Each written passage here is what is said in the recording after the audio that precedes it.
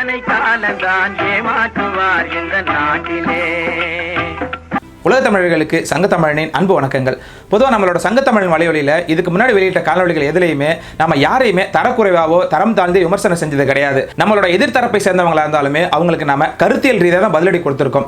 ஆனாலும் ஒரு சிலரை பார்க்கும்போது மட்டும்தான் இவனுக்குலாம் என்னடா மரியாதை, இவன் சரியான சில்லறப்பாயடா அப்படின்னு தோணும். அப்படிப்பட்ட ஒரு நபரை பற்றி தான், அதாவது அப்படிப்பட்ட ஒரு சில்லறப்பாயில பற்றி தான் இந்த பதிவில் நாம பார்க்க போறோம்.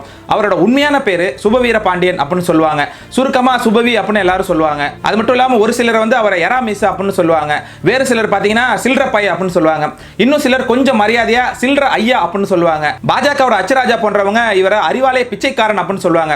பொதுவாக அச்சராஜாவோட எந்த கருத்துக்கள்லையுமே நமக்கு உடன்பாடு கிடையாது. ஆனா இது ஒண்ணுல மட்டும்தான் நான் அச்சராஜாவோட 100% உடன்பட்டு போறேன். ஏன் அப்படின்னா இந்த சுபவி நடந்துக்கிறதும் அதே மாதிரி தான் இருக்கும். திமுகவினர் பேசக்கூடிய எலும்பு துண்டுகளுக்காக திமுகவை யாரெல்லாம் எதிர்க்கிறாங்களோ, திராவிடத்தை யாரெல்லாம் எதிர்க்கிறாங்களோ அவங்களை கடிச்சு கொதறது தான் இவரோட முக்கிய பணியே.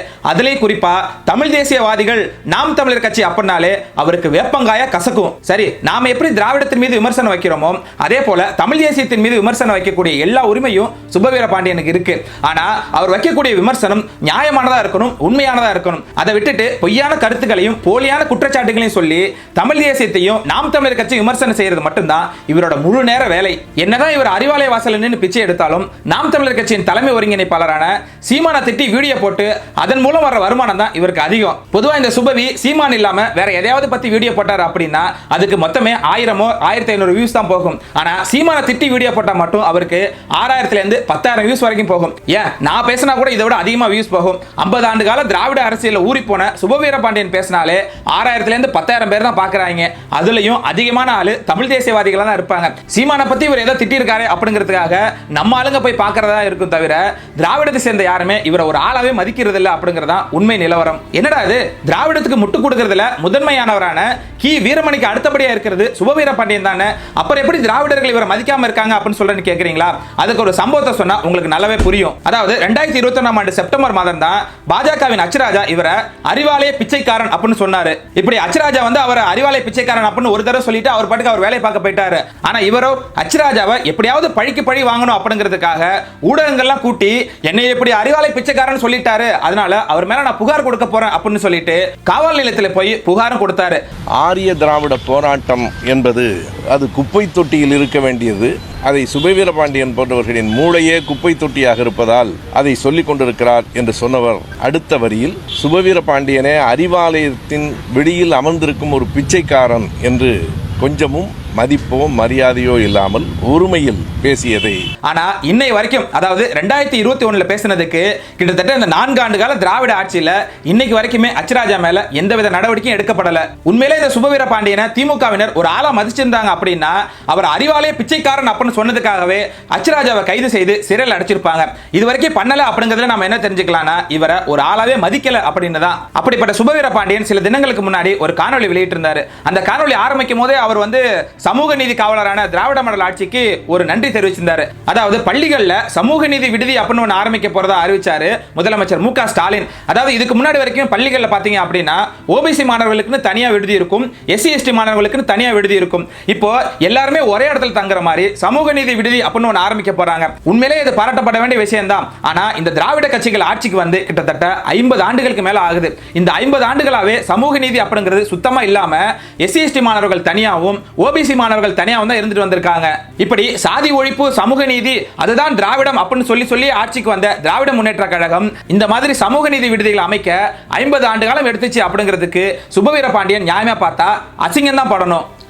அது மட்டும் இல்லாம அந்த காணொலியில் அடுத்து அவர் என்ன சொல்றாரு அப்படின்னா தமிழ்நாட்டில் மும்முனை போட்டி அப்படின்னு சொன்னதுக்காக நாம் தமிழர் கட்சியினர் கதறாங்க. உண்மையிலே பார்த்தா அவங்கள பார்த்தா எனக்கு பாவமா தான் இருக்கு. ஆனா குணசேகரன் சொன்னதுல எந்த தப்புமே இல்லையே. தமிழ்நாட்டில் அதிமுக திமுக இருக்கு, அவங்க 2 பேரும் வேணான்னு சொல்றாங்க வந்து விஜய்க்கு ஓட்டு போட போறாங்க, அதனால மும்முனை தானே, இதுல என்ன தவறு இருக்கு? சன் டிவி குணசேகரன் சரியா தானே சொல்லியிருக்காரு.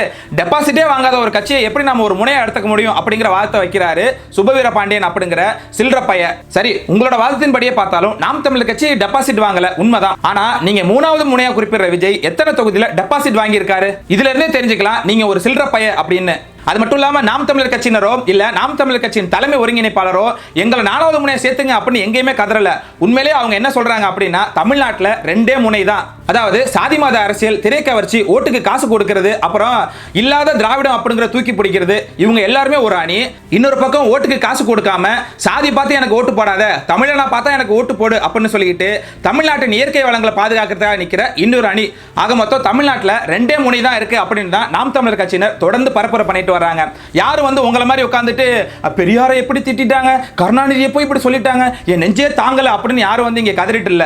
நெஞ்சம் நிறைய தாழாத வேதனையோடு தான் இந்த பதிவில் உங்களை நான் சந்திக்கிறேன். நேற்று இரவிலிருந்து என்னுடைய மன வேதனையை ஓரளவிற்கு மேல் என்னால் கட்டுப்படுத்தி கொள்ள முடியவில்லை என்று தான் சொல்ல வேண்டும். ஒரு திருட்டு பையன் தான், ஒரு வயசான திருட்டு பையன் காட்டுக்குள்ள வர்றவங்களோட நகையெல்லாம் பறிச்சிருவான், கால் செருப்பை கூட பறிச்சிருவான், சனமெல்லாம் அவனை திட்டும். அதுக்கப்புறம் அவன் கடைசியாக வயசாகி செத்து போயிட்டான். அதற்கு பிறகு தன் மகனை அழைத்து என்னை நல்லவனை ஆக்குன்னு சொல்லிட்டு செத்தான். மகன் என்ன பண்ணான்னா, அப்பனாவது நகையை பறிச்சதோடு விட்டான், இவன் வேட்டி சட்டையும் உருவிட்டான். எனவே மக்கள் சொன்னாங்க, இவங்க அப்பனே நல்லவன், இவன் மோசம்னா. இப்போ 3வதா அவனுக்கு மகன் புறப்பட்டுருக்கிறான். இப்போ யார் அந்த அப்பன் மகன்னு தெரியுதா? அந்த அப்பன் மாண்புமிகு தமிழின தலைவர் டாக்டர் கலைஞர். மகன் யாரு?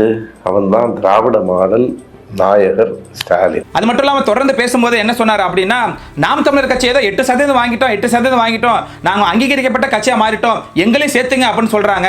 அடுத்த தேர்தலில் அவங்களுக்கு 8% வராது, கீழே போயிடுவாங்க அப்படின்னு சொன்னாரு சில்றப்பைய சுபவி.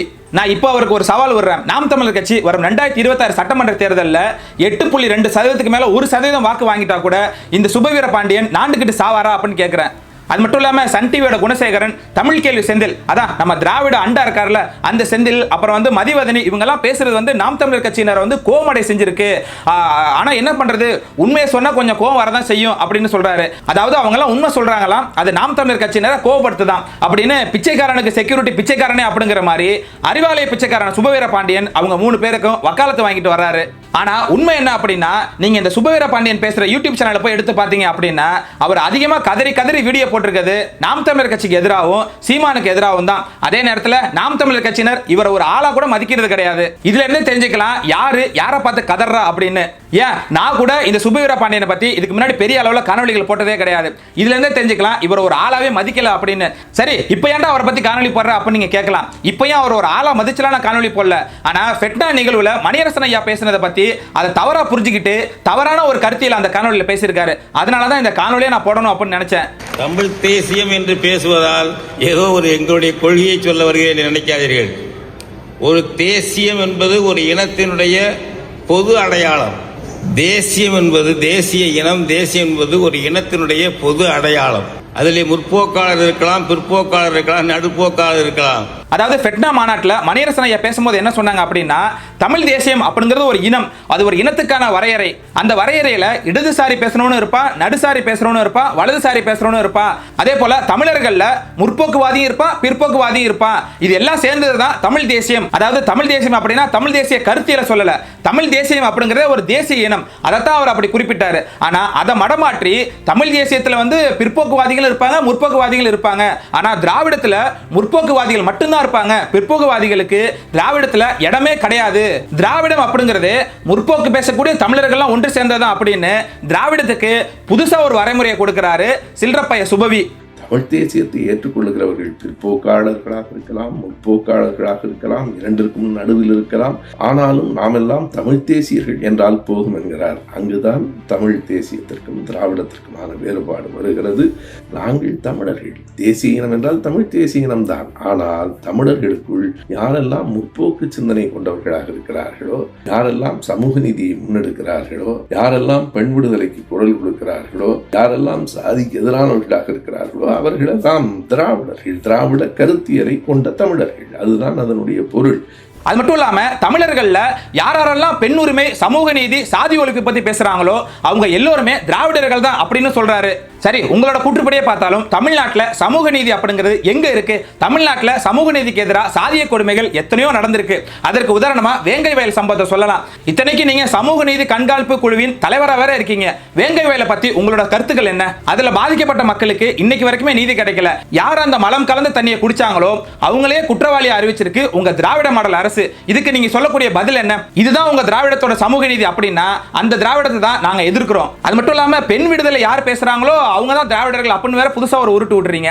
பெண் விடுதலைக்கும் திராவிடத்துக்கும் என்ன சம்பந்தம் இருக்கு? திராவிட இயக்கங்கள்ல சேர்ற பெண்களுக்கு ஈவேரா சொன்னதெல்லாம் சொல்லி அவங்கள ஹைடெக் பாலியல் தொழில தள்ளுறாங்க அப்படின்னு குற்றச்சாட்டுகளை முன்வைக்கிறாங்க பிரான்ஸ் தமிழச்சி. ஏன் உங்க மேலேயே கூட ஒரு குற்றச்சாட்டு இருக்கு. அவங்க அமைப்புக்குள்ள இருக்கிற கலைஞர் தொலைக்காட்சியில் செய்தி வாசிப்பாளராக இருக்கிற ஒரு பெண்ணை சுபவி ஒரு உடல் ரீதியான தொடர்பை ஏற்படுத்தி கொண்டிருக்கிறார் சொல்லிட்டு அந்த அமைப்புக்குள்ளே சில சர்ச்சைகள் உருவாகுது. அது குறித்து ஒரு விவாதம் நடக்குது. அப்பொழுது விவாதம் நடக்கும் பொழுது ஓவியா சொன்ன ஒரே ஒரு வார்த்தை, அவர் அது தனிப்பட்ட விஷயம். ஆனா பெண்ணிய பாலியல் சுரண்டல் குறித்து நம்ம பார்க்கும் பொழுது சுபவி ஏற்கனவே திருமணமானவர், அவருக்கென்று சமூக பொறுப்புகள் இருக்கு. எல்லாத்தையும் தாண்டி அவர் ஒரு பெரியார் சின்ன பொழுது அவரை நோக்கி அந்த கேள்விகள் வச்சிருக்கணும் இல்லையா?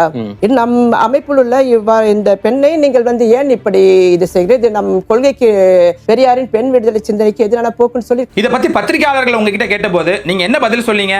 யாரும் பாதிக்கப்பட்டாங்களோ அவங்க தான் புகார் சொல்லணும், அவங்களுக்காக வேற யாராவது, அதுலயும் குறிப்பா பிரான்ஸ் தமிழச்சி சொல்றதுக்கெல்லாம் நான் பதில் சொல்ல முடியாது அப்படின்னு போனீங்க. இதுதான் உங்களோட பெண் உரிமையா? பாதிக்கப்பட்ட பெண்ணுக்காக வேற யாருமே பேசக்கூடாதா? அந்த பாதிக்கப்பட்ட பெண் தான் புகார் கொடுக்கணுமா? அது சரி, கள்ளக்காதலிக்கு திருமணம் கடந்த உறவு அப்படிங்கிற புது விளக்கத்தை கொடுத்தவர் தானே நீங்க. இதுதான் உங்களோட பெண் விடுதலை. பெண் விடுதலை பத்தி பேசுறதுக்கு உங்களுக்கு என்ன அருகதை இருக்கு அப்ப நான் கேக்குறேன். காதல் என்பது ஒன்றுதான். அதுல என்ன கள்ளக்காதல் நல்ல காதல்? அப்படியானால் இது என்ன? திருமணம் கடந்த உறவு. திருமணத்திற்கு திருமணம் என்கிற அந்த ஒப்பந்தத்திற்குள் உட்பட்டவர்களுக்குள் இருக்கிற காதலும் திருமணம் கடந்த உறவு என்பதுதான் தவிர கள்ளக்காதல் திருட்டு காதல். அடுத்ததா போற போக்குல இன்னொரு உருட்டு வேற உருட்டுனீங்க. அதாவது சாதிக்கு எதிராக யார் பேசுறாங்களோ அவங்க தான் திராவிடர்கள், சாதிக்கு திராவிடத்தில் இடமில்லை அப்படின்னு வேற சொன்னீங்க. இதெல்லாம் உண்மையா? திராவிட கட்சிகள் இன்னைக்கு வரைக்குமே சாதி பார்த்து தான் வேட்பாளர் நிறுத்துது. உங்க மனசாட்சி தொட்டு சொல்லுங்க அப்படிலாம் இல்ல அப்படின்னு. அதே நேரத்தில் தமிழ் தேசியம் பேசக்கூடிய நாம் தமிழர் கட்சியினர் தமிழனா பார்த்தா எனக்கு ஓட்டு போடு, சாதி பார்த்து போடுற ஓட்டு எனக்கு தீட்டு அப்படின்னு உங்க கட்சியால சொல்ல முடியுமா? ஆனா தமிழ் தேசியம் பேசக்கூடிய நாம் தமிழர் கட்சி சொல்லியிருக்காங்க. அது மட்டும் இல்லாம சாதியை ஒழிச்சோம் அப்படின்னு 50 வருஷமா சொல்லிட்டு இருக்கீங்களே. தமிழ்நாட்டில் இந்த திராவிட இயக்கங்கள் ஒழிச்ச சாதியோட எண்ணிக்கைகள் எத்தனை? தமிழ்நாட்டில் உங்க திராவிட இயக்கம் நடத்திய ஆலய நுழைவு போராட்டங்கள் எத்தனை? ஏன் இப்ப கூட இங்க மேல்பாதி திரௌபதி அம்மன் கோயில்ல ஒரு தாழ்த்தப்பட்ட சமூகத்தை உள்ள போக கூடாது அப்படின்னு சொல்லிட்டு அந்த கோயிலுக்கே பூட்டு போட்டு வச்சிருக்கு உங்க சமூக நீதி திராவிட மாடல் அரசு. சமூக நீதி கண்காணிப்பு குழுவின் தலைவர் இருக்கக்கூடிய நீங்க மேல்பாதிக்கு போய் அந்த கோயிலை திறந்து ஈவேராவே கோயில் நுழைவு போராட்டம் நடத்திருக்காரு, வாங்க நம்ம எல்லாம் உள்ள போவோம் அப்படின்னு சொல்றதுக்கு உங்களுக்கு திராணி இருக்கா? தெம்பு இருக்கா? இல்ல. ஆனா தமிழ் தேசியம் பேசக்கூடிய சீமான் அவர்கள் கோயிலை திறந்து விடல அப்படின்னா ஆலய நுழைவு போராட்டம் நடத்துவோம் அப்படின்னு சொன்னதுக்கு பிறகுதான் அவங்களுக்கு நீங்க கோயிலை திறந்து விட்டுறீங்க. இதுல இருந்தே தெரிஞ்சுக்கலாம் திராவிடம் அப்படிங்கிறது சமூக நீதிக்கும் பெண் உரிமைக்கும் சாதி ஒழிப்புக்கும் எதிரானது அப்படின்னு. அப்படி இருக்கும்போது வாயால வட சுடக்கூடாது. எனவே உங்க மேல இருக்கக்கூடிய கொஞ்ச நெஞ்ச மரியாதையை கெடுத்துக்காம உங்களோட கடைசி காலத்தை அமைதியா கழிப்பீங்க அப்படின்னு நம்புவோம். நன்றி, வணக்கம்.